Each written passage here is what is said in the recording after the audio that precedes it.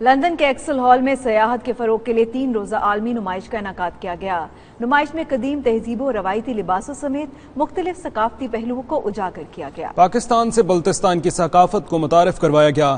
سیاحت کے فروغ کے لیے مختلف سٹال لگا کر شرکاء کی توجہ بھی حاصل کی گئی۔ مزید تفصیلات بیورو چیف UK غلام حسین اوان کی اس رپورٹ میں۔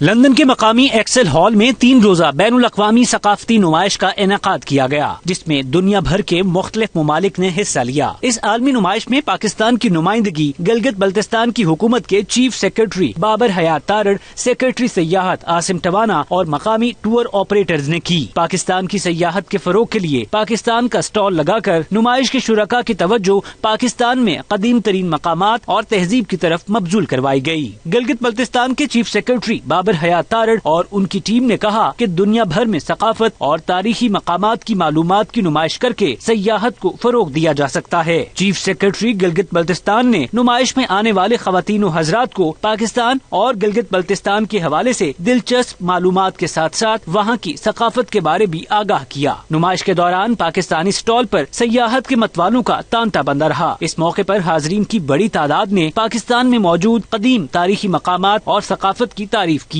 اور پاکستان میں جا کر ان مقامات اور ثقافتی ورثے کو دیکھنے کا ارادہ بھی ظاہر کیا۔